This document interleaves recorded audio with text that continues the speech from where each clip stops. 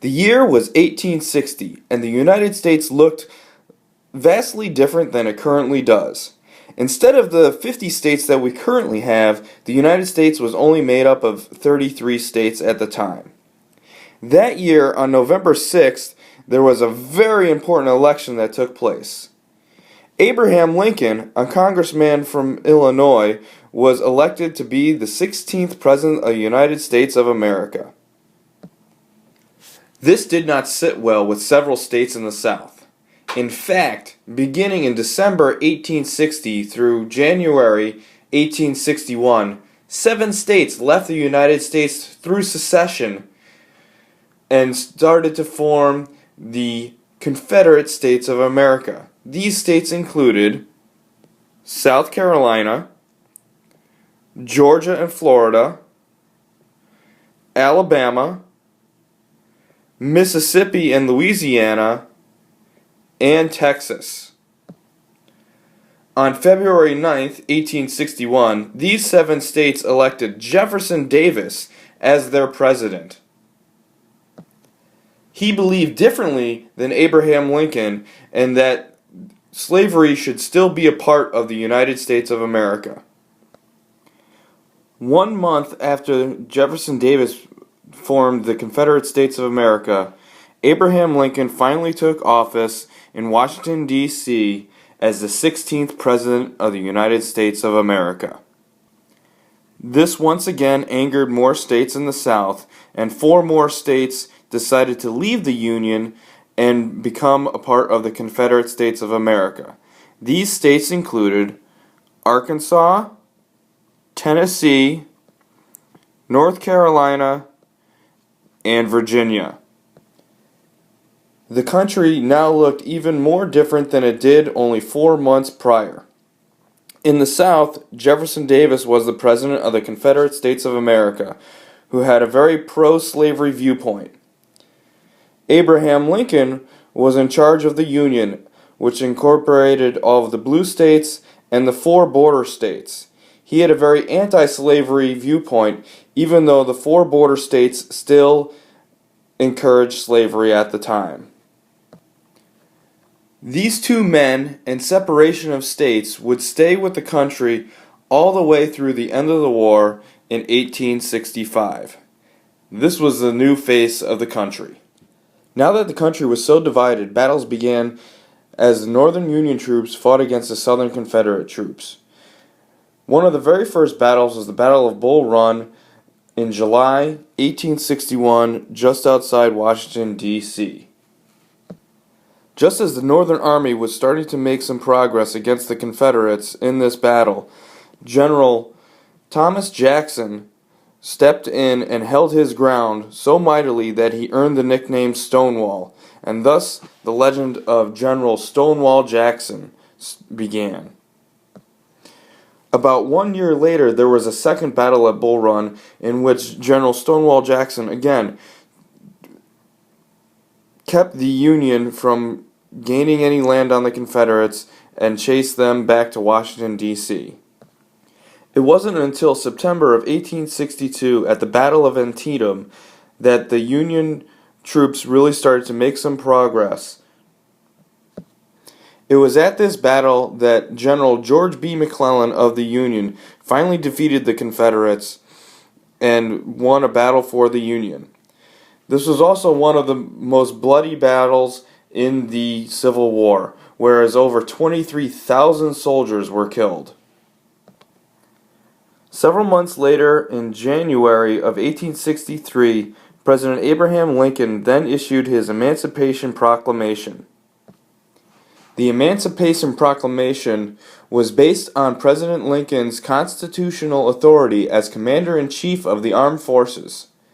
It was not a law passed by Congress, and it proclaimed that all those enslaved in the Confederate territory to now be free. About 7 months after President Abraham Lincoln made the Emancipation Proclamation, one of the largest battles in the U.S. Civil War took place in Gettysburg, Pennsylvania.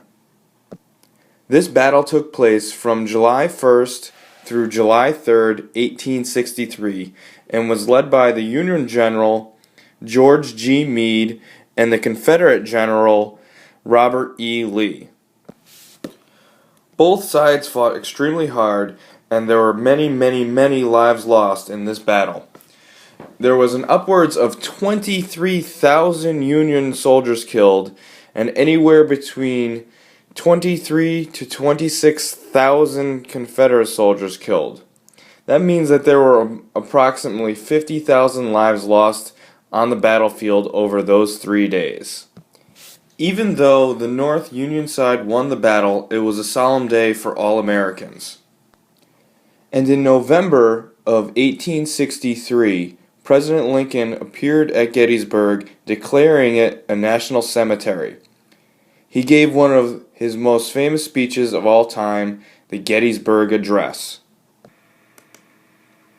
That this nation, under God, shall have a new birth of freedom, and that government of the people, by the people, for the people, shall not perish from this earth.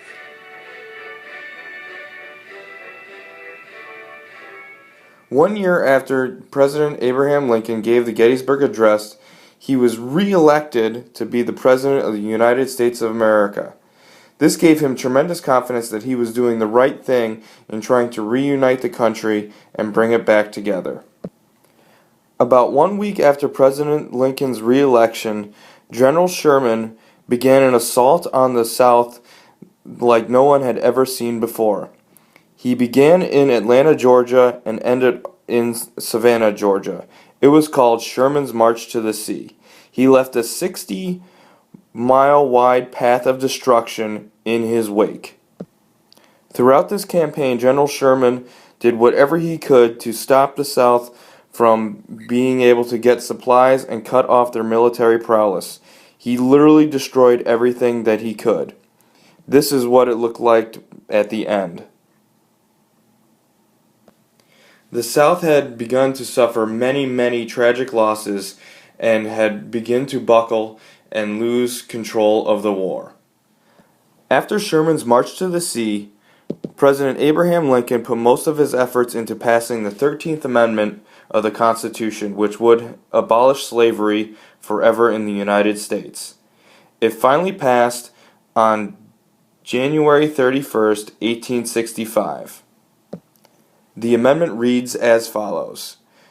Section 1. Neither slavery nor involuntary servitude, except as a punishment for crime whereof the party shall have been duly convicted, shall exist within the United States, or any place subject to their jurisdiction. Section 2. Congress shall have power to enforce this article by appropriate legislation. This was one of Abraham Lincoln's greatest achievements and one of the greatest achievements in the history of the United States of America. Only about 2 months later, the South finally surrendered on April 9, 1865, when General Robert E. Lee of the Confederate Army signed the paperwork in the presence of the Union General Ulysses S. Grant.